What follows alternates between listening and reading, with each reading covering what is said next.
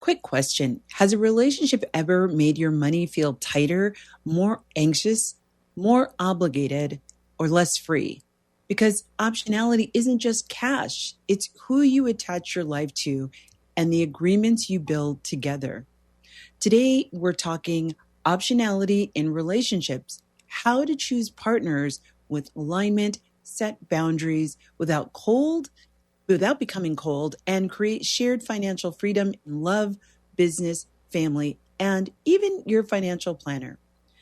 Download the Upgrade Your Picker checklist on the website and head to Instagram for more. Let's build clarity that protects peace.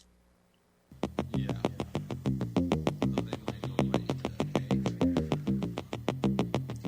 What's happening, my optionality builders, my high earners building real purpose on purpose? Welcome back to the Do Different Better show, where we talk wealth, wisdom, and money moves, simple, strategic, and for grown folks only. I'm your host, Elaine Rasmussen, CEO of Connective Institute and Do Different Better, and the managing director of the Integrated Capital Fund. Today's episode is going to feel softer, but obviously more powerful. It's called Upgrading Your Picker, Choosing Partners, Boundaries, and Shared Financial Freedom. This is about creating optionality in your relationships, which includes choosing partners, choosing boundaries, and shared financial freedom. And I want to start with a line that might feel very sharp, but is true.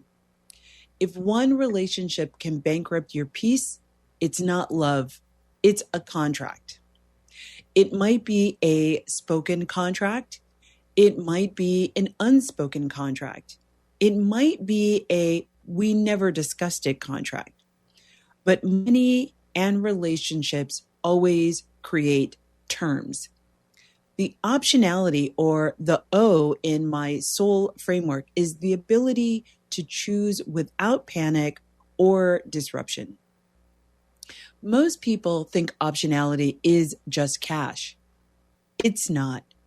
Optionality is also relational because the people you attach to your life can expand your choices or eliminate them altogether. A romantic partner's debt, their spending, or their instability can change your life drastically. I know this firsthand. A business partner's decision-making can change your life. I also found this out firsthand. Family expectations can change your life. I also know this one firsthand. Even an advisor, an asset manager, or a financial planner can change your life if you outsource your free choice and free will to someone that is misaligned or has misaligned incentives. So today I'm going to talk about how to protect your optionality through your relationships without becoming cold, suspicious, or isolated. Now, if you're a naturally isolated person or you're a naturally suspicious person, I'm hoping this will maybe put a container on that, but that's something else you need to work on, okay? But because the goal is not to build necessarily a fortress around yourself, the goal is to build a life with shared freedom for you and your partner, no matter what that kind of partner is. So now let's anchor this in the SOUL framework, SOLE. And this is why relationships matter. So in the first quarter, I've been talking about the S in the SOUL framework, which is stability, predictability, buffers, and reduced volatility. We've talked about the baseline. We've talked about building your buffer and your brick house. That was your foundation. Now, in the second quarter of the year, we're getting into the O, which is optionality. This is where you begin to see liquidity, flexibility, and your ability to choose. And here's the link to relationships. Relationships can increase volatility or it can reduce it.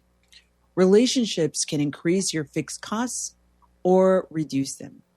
Relationships can increase decision fatigue or reduce it.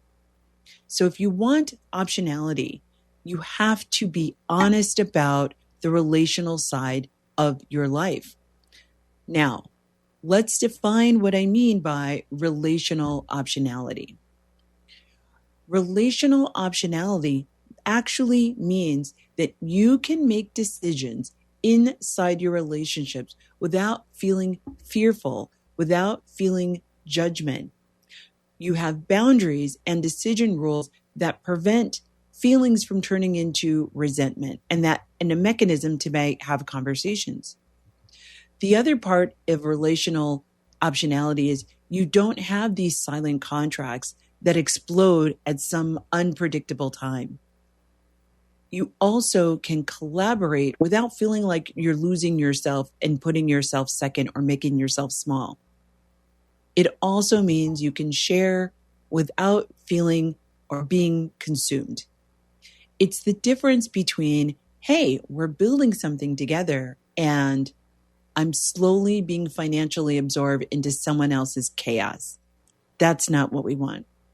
And because this episode covers multiple types of relationships, here's how I'm going to be talking about it today. First, I'm going to start with defining the concept and identity patterns.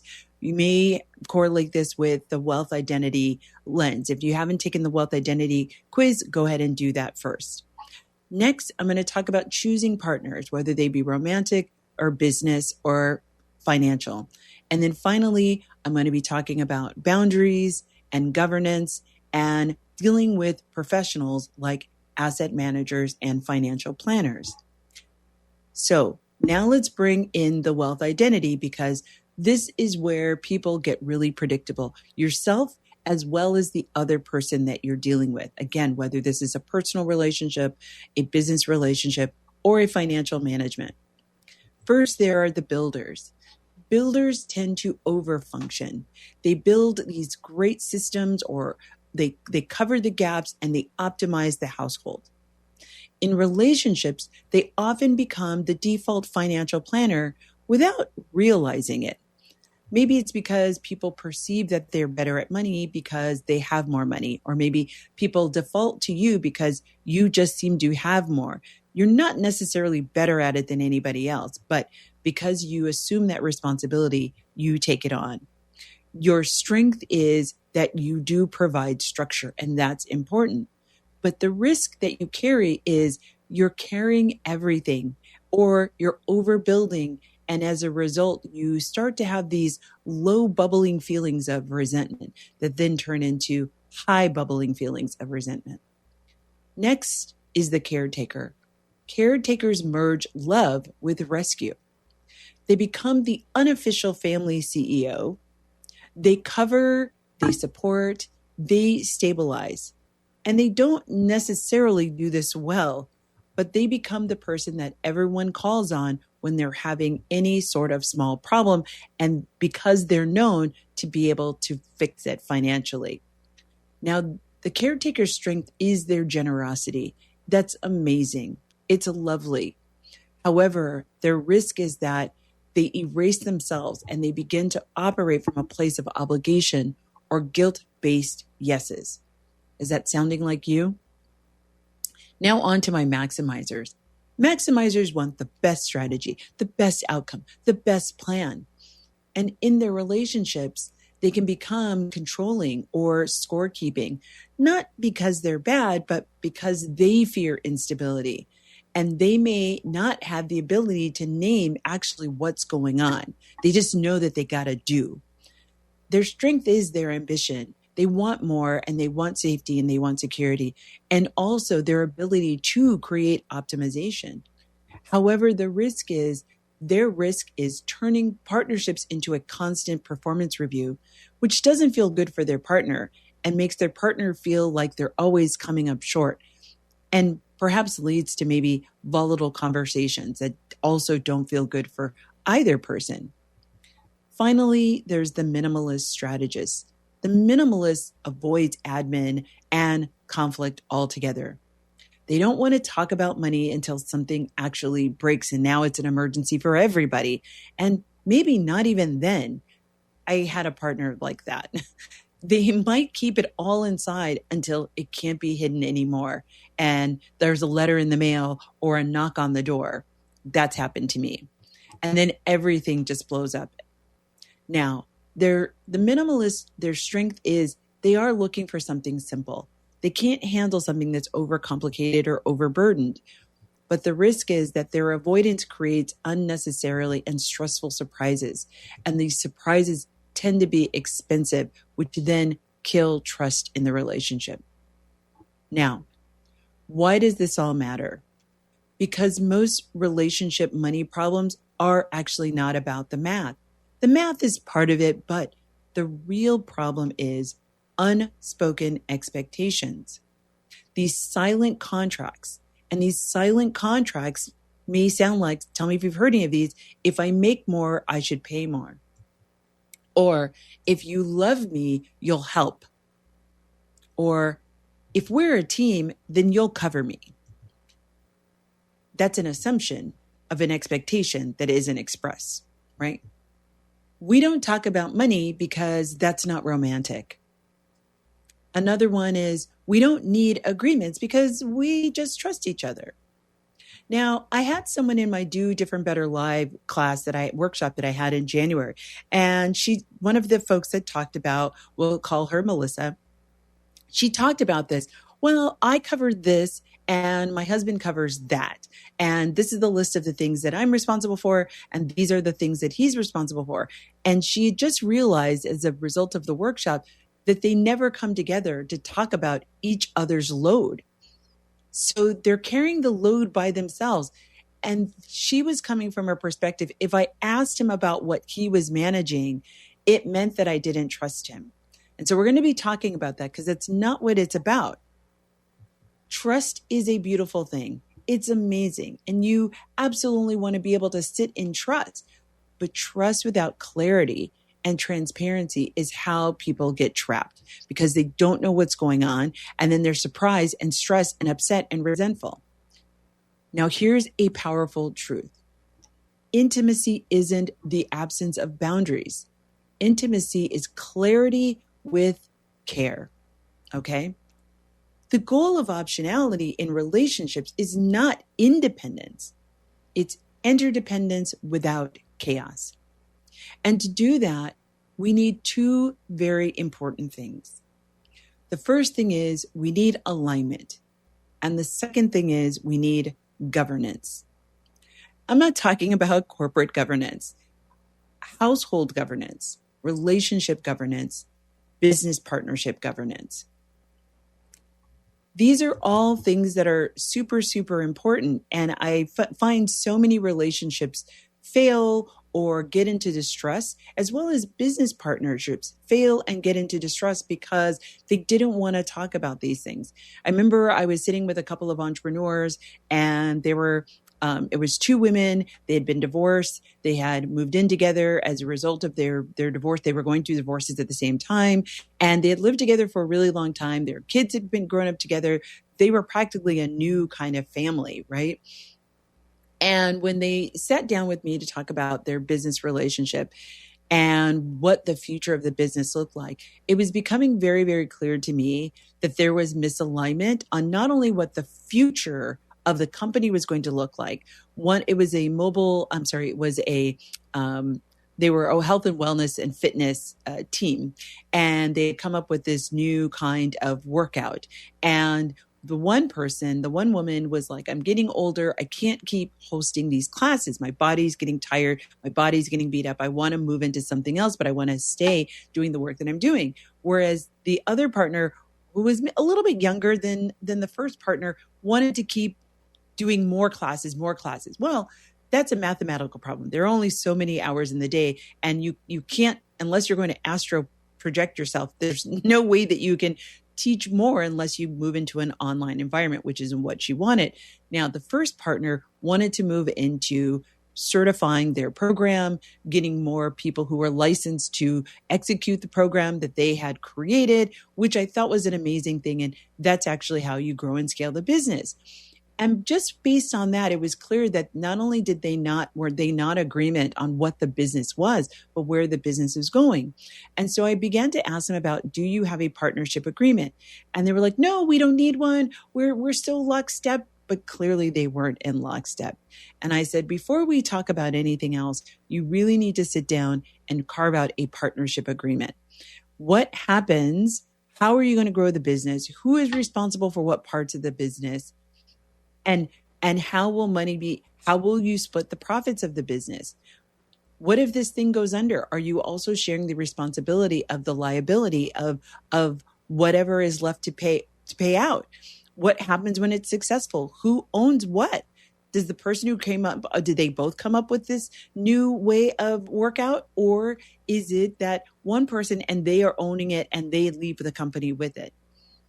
All of those things are important, particularly in a business situation, but even in a partnership, a loving relationship, you all should have these conversations. Now, coming up in the next segment, I'm going to talk about choosing partners and having these conversations that prevent resentment. And if you're already in a relationship, this isn't about fear or name calling or pointing fingers. This is about building a shared operating system that both of you will agree to and subscribe to. Because you can't build shared freedom without shared clarity. I will see you after the break.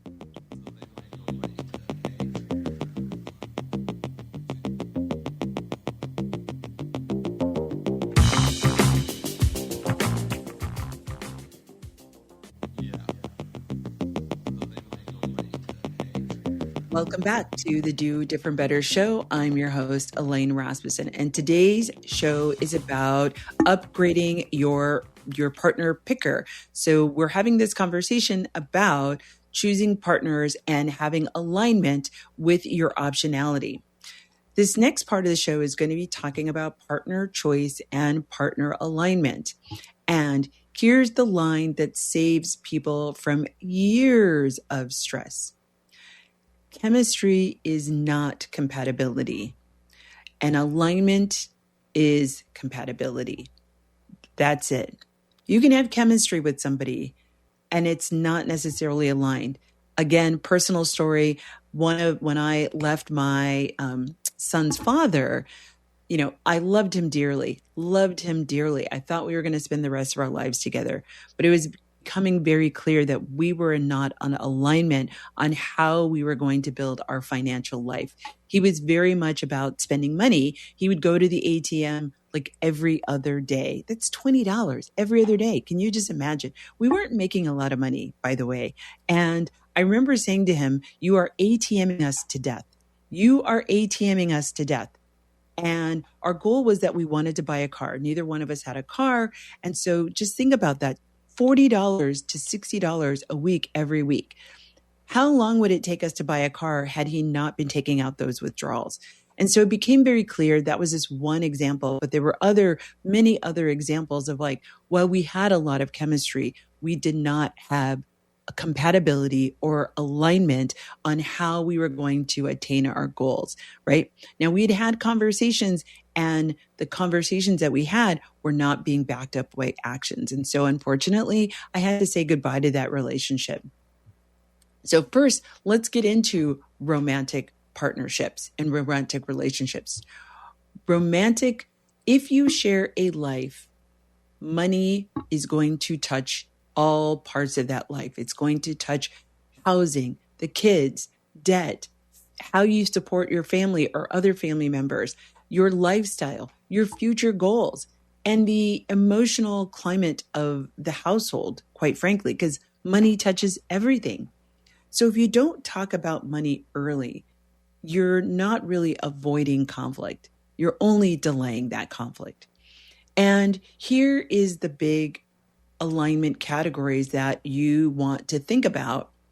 Number one is, what's the baseline reality? What does each person's baseline look like? What are your fixed costs? What are my fixed costs? What are your debts? What are my debt payments? What are the other obligations? Are there dependents? Do either of you have child support or alimony or some other kinds of payments as a result of before you got together with this person?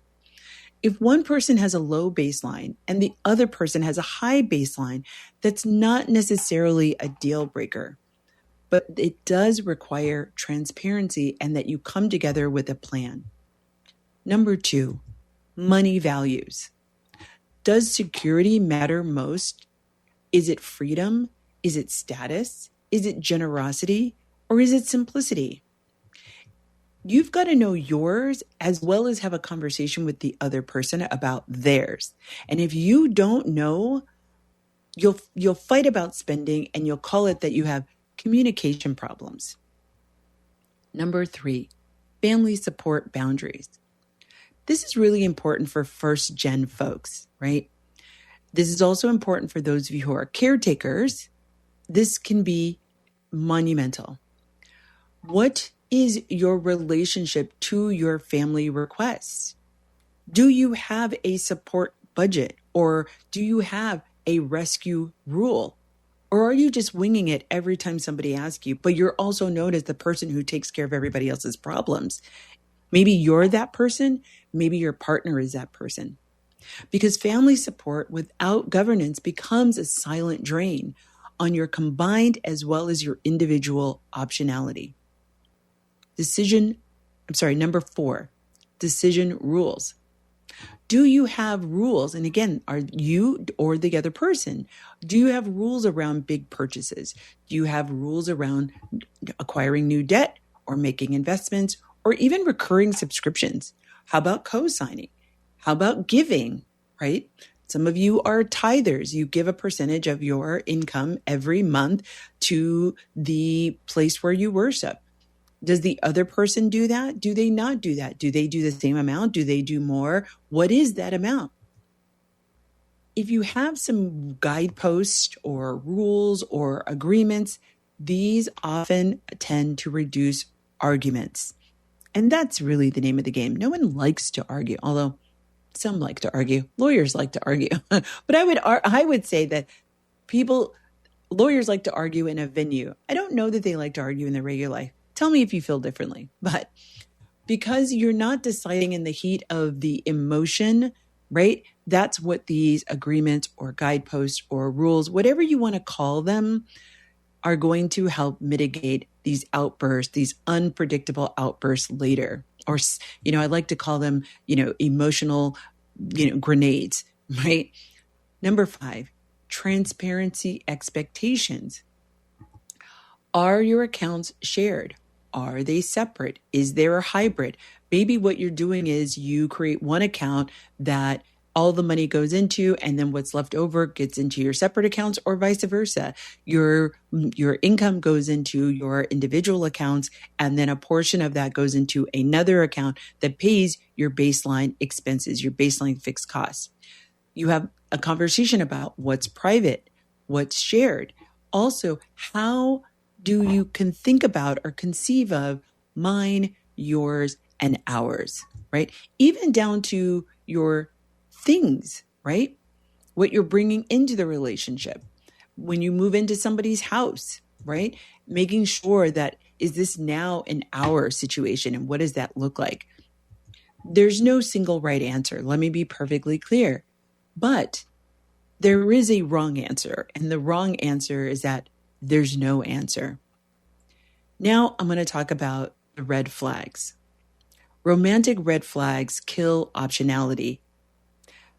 Romantic flags are the avoidance of money conversations. They don't ever want to talk about money, no matter when you bring it up, whether it's scheduled or unscheduled, or whenever you talk about money, even as much as like who's going to cover the cost of dinner or who's going to cover the cost of your next big trip. If those are a problem, that's a red flag. If there's secrecy, any kind of secrecy, you don't want to tell you a thing, that's not necessarily good, right? Constant bailouts and chaos. You're constantly bailing them out, or they are constantly bailing out a family member. that is a red flag and cause for conversation, not judgment, but conversation. Any contempt language, when somebody says, oh, you're cheap or you're irresponsible, that's a flag, meaning that they are bringing judgment to the conversation. Or maybe, is that you? Is that you're the one who's saying that? And you're bringing judgment without any clarity or explanation. Lifestyle expectations that are disconnected from income and cash flow. Maybe they are spending more than they have, right? They're living above their means. Or repeated emergencies that are actually patterns. They're not just a one-time emergency, but they seem to be happening every 3 months or every 4 months. Also, another red flag is the refusal to take accountability. This is a powerful truth that needs to be brought into the light of day. If you've heard any of these in your relationship, I don't care if you've been together for years or you've been together for months. It is never too late to have these conversations. And before you have these conversations, clearly and squarely identify where do you sit in that conversation. You have to be able to answer all those questions before you go and have a conversation with somebody else about these thoughts or questions. It's not fair to the other person. And quite frankly, it's not fair to you if you have not thought about this before you went and have a conversation with the person. But also, if you really want to be intentional and have a conversation with somebody, say, schedule it. Say, hey, let's go to brunch and I want to talk to you about XYZ. Here are some questions that I have. You can think about these questions and we can talk about them when we have brunch on Sunday. That is also something nice and what I consider kind to do. But you can't build shared wealth with somebody who refuses shared responsibility. Now, let's move on to business partners. So I've got another woman who has come to one of my workshops. She is a realtor. Her and her husband are realtors. And in the workshop, she had shared that while her and her partner, I think this is their second marriage for both of them, they have separate accounts. And he clearly spends a lot more money on clothes. And she's very concerned that he is spending more money than what he actually has, which will have implications because they do have properties that they have purchased together as investment options for themselves, right? So the whole class, the whole workshop, she just kept coming back to like the takeaway that she had at the end of the day was she needed to have a conversation about what was going on with his finances and the possible implications that it might have on their investments that they had together. And I think this is very valuable and important because this happens a lot with women, especially if you are grounded in traditional gender roles where the man takes care of the finances. This, again, is not about not trusting your partner. This is about wanting to have clarity. And one of the things that drove this point home to her was, statistically speaking, this is not a judgment. These are facts. The data demonstrates that far more often women will be at the end of their lives by themselves, either through choice or by a separation or divorce or by their partner deceasing, because women live longer than men. Under all three of those circumstances lead to the statistic that women by the end of their lives, and particularly in the last 5 years of their lives, will be alone. So it is important for you to have some sort of line of sight on what is happening financially with your partner. Now, let's talk about business partners and how optionality can become a trap very, very quickly with business partners. A business partnership is literally leverage, but it can also be a liability. So you need clarity on three very important things. And this goes back to my story about partners. The first one is you need clarity on roles. What does each person own? Who does what? What happens when someone underdelivers? And what I've seen in working with small businesses is 50-50 often means that there's 50-50 ownership, but there's an 80-20 division of the work.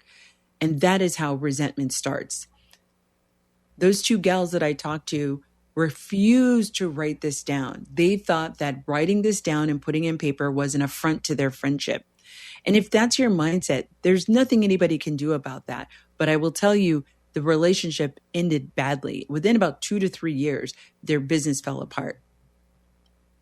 Now, number 2, you want to make sure you have a conversation about decision rights. Who can make decisions under what circumstances? Hiring, spending, taking on debt, the strategy, pricing, how clients are accepted, who is accepted. If you don't define your decision rights, you will fight about it and it will create stress. And if not underlying stress in the moment. Number 3, exit terms. This is the part that people avoid because it feels pessimistic. Like, let's not plan for the business to fall apart. But it's not pessimistic. It's actually protecting the business. You need to know what happens if somebody wants to get out of the business. Life changes. What happens if somebody gets sick? I was going into a partnership with a person who was building a tech platform. I was bringing the strategy and the marketing. They obviously were they had the tech and all of the intellectual knowledge that was needed to launch this thing. Now, this person had a very severe diabetic issue. And so we wrote into our agreement what was going to look like if she were to go into a diabetic coma, if she were to experience some severe diabetic related injury or something happened to her as a result. And so we put in our contract who in her family would take over her decision making, or that decisions would be deferred to me until a representative with the appropriate knowledge could be selected. But you want to talk about what happens if someone stops performing or they're unable. How will buyouts work? Whether one person gets a divorce, right? You don't see that coming, but they're getting divorced. And so they need to be bought out, or you want to buy somebody out because they're acting a little nutty, right? What happens if personal relationships change, right? Your personal relationship with this person. Having no exit plans means that the partnership can actually trap you. Now I'm going to talk about family relationships because they are the biggest optionality stressor for high capacity and high earning people, right? In families, money is rarely just money. It's identity, it's loyalty, it's duty. Sometimes it's repair, and sometimes it's history, and sometimes it's all of those things. So optionality in family relationship often depends on one thing, that there needs to be a support budget, a rescue rule, and a cadence. A support budget is how you help on purpose. It's a determined amount of money that is specifically for help. Your rescue rule, what are the things that you don't fund, right? And the cadence, when you decide, so you don't decide under pressure. That's how you stay connected without becoming the family's financial infrastructure, right? Now, coming up is where I'm going to help you install a shared optionality operating system. These are the rules, the cadence, and how to work with financial professionals without outsourcing your agency. Now, if you're enjoying the show, please take a look watch us on YouTube, but you can also follow me on Instagram at Do Better with Elaine. I'm going to see you right after the break. You are listening to the Do Different Better show, and I'm your host, Elaine Rasmussen.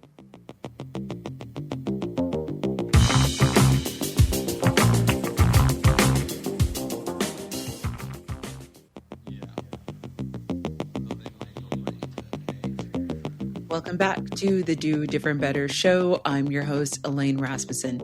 Today, we have been talking about optionality in your relationships, upgrading your picker. So we have been talking about creating optionality in all your relationships, whether it be romantic relationships, business partners, or otherwise. So now I'm going to discuss the governance. This is the structure that keeps relationships from becoming financial chaos. And here's the anchor for this conversation. Optionality is protected by governance. This is a core belief that we have to have to go forward with the rest of this conversation. Optionality is protected by governance. However you want to call them. You want to call them rules, you want to call them agreements, whatever word you want to insert there, but it is creating some kind of structure at home, in business, and in wealth management.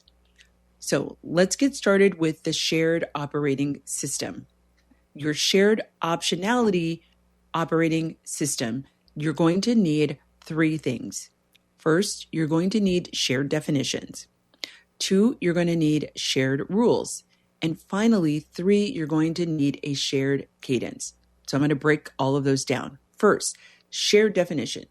Here is where you define what counts as your baseline expenses, what counts as an emergency, what counts as a big decision, what counts as an acceptable level of debt, and how you handle family support, right? Because half of conflict is because people are using the same word, but those words mean different things to each person. Number 2, shared rules. Here are core rules that protect optionality, and feel free to create your own or modify. There's the 1 in, 1 out rule. This is for new recurring obligations. If you add a monthly payment, you have to remove one, either by paying it off or whatever the case may be. But 1 in, 1 out. This protects your flexibility and maintains your baseline. 24-hour rule for big purchases or major money decisions. This gives you an opportunity to cool your emotions. The adrenaline that's running in your body gives that a chance to and the dopamine that's running in your body gives that a chance to dissipate, right? And that's when your clarity begins to rise. No co-signing rule. This is great for many households. Co-signing is often a relationship grenade. I also found that out firsthand through my relationship. I went to co-sign for my son's car and not realizing that it was going to upset my partner by putting us on the hook for my son's car. But everything turned out fine. My son ended up paying up the car. There was no negative impact, but it was an example of how I didn't realize that was something that was important to them. Finally, the money cadence rule. That means a weekly 7 to 15 minute money huddle, a monthly close, and a quarterly review. These rules reduce decision fatigue and growing resentment. So for me, with my partner, I have a monthly summit, and we call this our financial summit. Actually, we meet every weekend on Sundays, and every weekend has a different theme topic. And so we might be talking about our health one week. The next week, we're talking about our finances. The next week, we're talking about our relationship. And the last week, we're talking about like anything else that's come up, right? It's just a time we have on the calendar. Sometimes we have things to talk about. Sometimes we don't, but it's just a quick check-in, make sure that we're all on the same page and there's transparency, and it's an opportunity also to ask questions at that time. Now, we're also mentally prepared for the conversation, right? We don't necessarily have an agenda, although sometimes we do, but it's once again a dedicated time where we can discuss those. We can have our emotions in check because we know it's coming. We can deal with our emotions before we get to the conversation so that our conversation doesn't blow up. Number 3, the shared cadence. Cadence is how you avoid arguing in the moment, which is what I was just talking about. A 10-minute weekly huddle can cover what is the status of things. Are we safe? Are we tight? Or is there a red alert? You get to talk about any upcoming bills, particularly unplanned bills. You can talk about, is there one priority that you have for the week or for the month or for the quarter, as well as a boundary that you would like to set, or how things are going with a boundary you've already set. And then the monthly close or summit or meeting or brunch, whatever you want to call it, can talk about any transfers that have happened, any savings that have happened or hasn't happened, any investing that's happened or hasn't happened, or even just checking on it, what's happening with these particular things. But also, if there are bigger topics that need to be dealt with, this is a good time to deal with them. And then the quarterly review is when you handle looking at how are we tracking to our goals. Let's talk about a debt strategy, right? Let's get rid of some of this debt and how can we address it? Or are we going to be running into problems? This is where you can talk about insurance. You can talk about big purchases, and you can talk about family support patterns. What are you seeing? What are you experiencing? Do you want to create an agreement around something that is a new occurring incident that you're observing? Now, because governance without language is just a theory, I'm going to give you some scripts that you can use. And again, I want you to practice these before you go out and start using them so that you can really start to feel what feels comfortable for you, what feels natural to you, what language, or if you want to tweak the language. This is not perfect by any means, but I want to give you at least some examples that are really meant to preserve trust. So I want you to think about maybe writing these down in your money journal as scripts that you could possibly use with your partner. Number one, I want us aligned and not surprised. Number two, let's decide the rules now so that we don't fight later. Number three, I'm comfortable with X, but I'm not comfortable with Y. Next one, we can talk about the goal, but we need a plan for the cost. Another one, I can support outcomes, but not patterns. And finally, I'm not saying no forever. I'm just saying no because I don't see that we have a plan. All of these are short, clear, non-defensive. If you're feeling like these are words that name a feeling that you've had but haven't expressed, then I want you to practice any or all of these before you have a conversation with your partner. Now, as we kind of wrap up here, we're going to talk about professionals. I'm going to be talking about asset managers and financial planners. Okay. Optionality with financial planners is you want to delegate without losing your agency. A financial planner or an asset manager can increase your optionality by reducing some of your complexity, creating an investment policy statement, setting decision rules or helping you set decision rules, keeping you from doing emotional trading, but organizing a tax strategy and coordinating insurance and estate basics. Because they can also reduce optionality if you outsource your thinking to someone but they can also reduce optionality if you outsource your thinking to someone that is misaligned, right? Hence the theme. Here's how to choose them without losing yourself. So one, you've got to clarify what the incentives. Possibly prefer a fee-only fiduciary when that's possible. The way that you do this is you've got to ask, how are you compensated? I know so many wealthy people that I've worked with who don't know how their advisors or their wealth managers are paid. I'm stunned. I am constantly stunned at super uber wealthy people who don't know how their financial planner, and it's particularly women who don't know how their financial or wealth advisor is paid. And there's a variety of different ways that they can get paid. I think I've got 2 episodes on this, so you can just do a search and find those episodes. But if you don't understand how they get paid, then you should not continue to proceed with a conversation with them. Number 2, define a scope of work. Define what you're actually hiring them to do. Do you want an investment manager? Do you just want some estate planning? Do you want tax coordination or behavior coaching? Know what you're buying. Number 3 is ask for governance tools. There are things that they can help you with, like creating an investment policy statement. I know that we've created one on another episode, but you could, if you've already created one, present that to them. Talk to them about rebalancing some of the rules that you've set, creating a communication cadence, and identifying what triggers change and what doesn't change. This is your decision optionality built into your financial life. And number 4, finally, I want you to watch for red flags. Even with an advisor, there can be red flags. I want you to be mindful. Are you getting a lot of fear-based selling? I know my partner, when I first met her financial advisor, that used to tick me off. It was a lot of fear-based decision-making, which I do not subscribe to. Also, secrecy or trust me without clarity. I had some friends of mine, a number of friends of mine, a gentleman who I had met and had brought into came in to speak to some of the events that I did. He ended up taking these women for millions, and they were all women. He's now in prison, but there has not been any restitution. He wiped out these women's full-on plans. Now, these women were feeling suspicious, but because they didn't want to have the conversations, even though they were feeling suspicious, they ended up being to all their money, their entire savings. These are women now in their 50s. And so their whole life savings has been wiped out, right? If the wealth advisor starts giving you complex strategies without purpose or able to clearly define, they're pushing products before getting you to understand the goal of those products, or they're reluctant to define any decision-making rules or how they're going to be moving your money or working with your money or working with you. These are all red flags.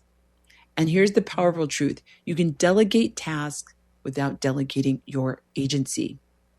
Now, let's close with a simple action list. You know, I'm always like to be tactical and practical. I want you to walk away with something that you can do this week. So here are this week's action steps if this is the thing that you want to concentrate on today. Number 1, I want you to identify the biggest relationship optionality risk. Is it in your personal relationship? Is it in your business? Is it in your family? Or is it with your advisor? Number 2, I want you to pick 2 rules to put into place this month. Could be the 1 in, 1 out. Could be a 24-hour rule. Could be the money huddle cadence. It could be that you're not co-signing on anything. Or it could be the family support budget. And I want to go back to the no co-signing. Maybe it's also like getting out of the co-signing that you're already in. Okay. Number 3, you're going to download the upgrade your picker relationship optionality checklist from the website at www.dodifferentbetter.com and go to the website for the scripts and other examples, because optionality is not just cash. It's who you attach your life to and the agreements you build together. Relationships can be a wealth accelerator or an optionality killer. I want you to choose alignment, build governance, protect shared freedom. Turn your income into optionality so that you can do different better. Don't forget to check us out on the website, www.dodifferentbetter.com. You can also DM me on Instagram. Tell me what's resonating for you, what's landing, what's your biggest question that you have. I'd love to try to answer it for you and talk about it on the show. Make sure that you're telling me what's working and what's not working. Don't forget, you can take the Wealth Identity Quiz on the website. Find out where are you landing. So then when we're talking about solutions, you know what's the optimal solution for you to move your wealth journey forward. Thank you so much for listening. I can't wait to see you next week. You're listening to the Do Different Better Show. I'm your host, Elaine Rasmussen. Can't wait to see you next week when we do different better.